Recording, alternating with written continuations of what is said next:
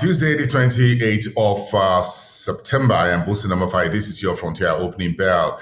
Let's quickly run you through the markets with Nigerian markets, the BRVM and the Egyptian exchange printing red on Monday, while the Nairobi Securities Exchange and the GSE finishing off slightly in the positive territory, about 23 basis points for Africa's largest securities exchange. That's the Johannesburg Stock Exchange in South Africa. The Nairobi was about 15 points better. Nigeria started off on the back footing after a slight gain we saw on Friday to wrap up last week. Now we're coasting home to the final 4 trading sessions of the month of September. Then we wrap up the third quarter. And Friday is going to be a public holiday in Nigeria, but the rest of the markets around Africa will remain open. So let's take you to East Africa, where we're tracking some headlines, which so with Centrum Investment is looking for ways to fix this valuation gap in terms of its price on the Nairobi Securities Bourse. KenGen is unveiling a research and development center at the Tana Power Station. The whole idea is to ramp up on its capabilities to resolve issues and all of that. Research and development is very key in terms of industrialization. In fact, it's key to everything. So KenGen is ramping up on that with the new R&D center. And the NCBA Group, which is a banking and financial services group in Kenya, got a Fitch ratings of a B+, but the outlook is negative for the financial institution. And Tanzania's the Paris Club has okayed the time-bound suspension of the country's debt service. The new president, Suluhu, is working with international multilateral agencies, including creditors, to fix the country's debt situation. And not a pretty good news, because the East African Business Council says African airlines lost about $10 billion last year due to the global pandemic. Of course, we all knew about what happened to Kenya Airways, South African Airways, Air Mahawk, and a few other airlines, including big names such as the Ethiopian Airlines, getting buffeted by the impact of the COVID-19 pandemic and the oil insurance supply chain. Let's look at the Nigerian space, because the vice president yesterday met with the Russian Chamber of Commerce and Industry, and he promised that the new Chamber of Commerce, which looks to connect businesses and commerce between Nigeria and Russia, will be in the interest of Russian investors and Nigerian businesses as well. They met with the vice president in Abuja, the country's political capital, on Monday. OPEC is opening up its taps. We're looking at the next meeting, which will be the first week of October. But investment decline and lack of maintenance of assets is not giving Nigeria and Angola, two Africa's largest oil producers, the room to follow through with the increase in supplies that is coming through from the OPEC Plus. We got a whole lot more. Oil prices touched $80 and a few cents early this morning in a rally that we've seen over the last couple of sessions. Then Afreximbank has officially opened Central African Republic office in Yaoundé, Cameroon. That office will serve about 8 countries in Central and a bit of West Africa, including Burkina Faso, Congo DRC, Chad, Niger, and a few others like that.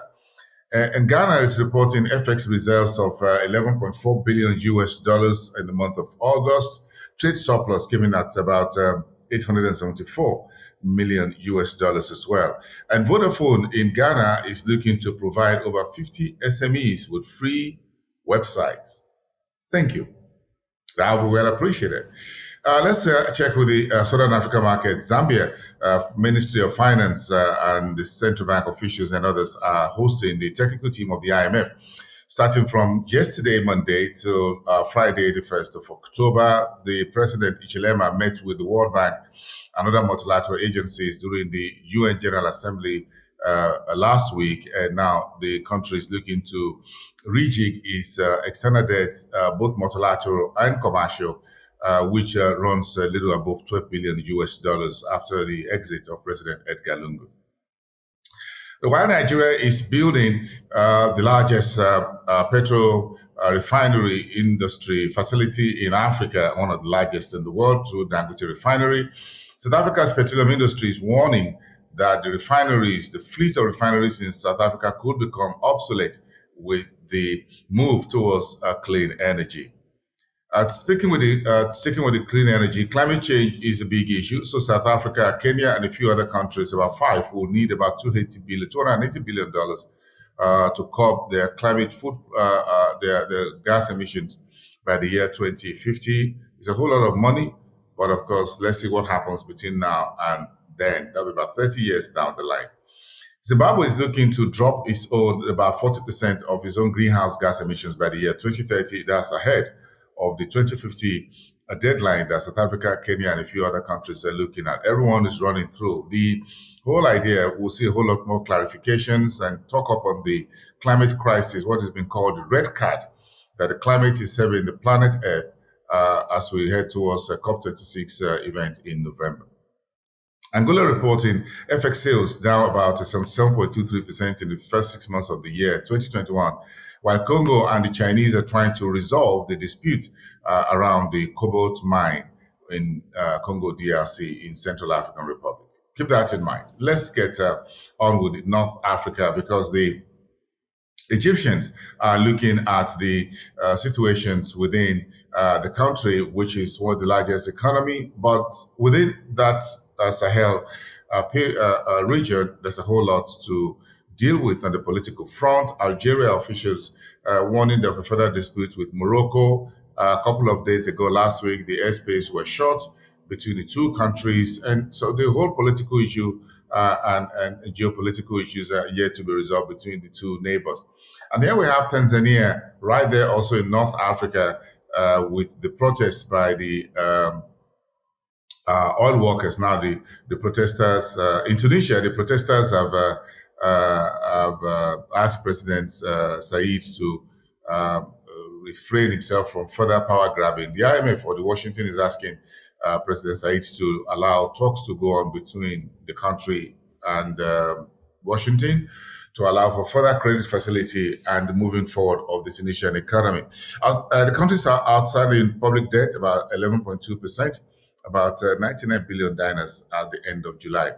Okay, South Sudan is where the petroleum, protesters that stopped oil exports have now agreed to suspend their protests, and then they're back at work. And South Sudan needs all the oil money. Now we're seeing oil Brent at $80 a barrel. They need those oil exports revenue.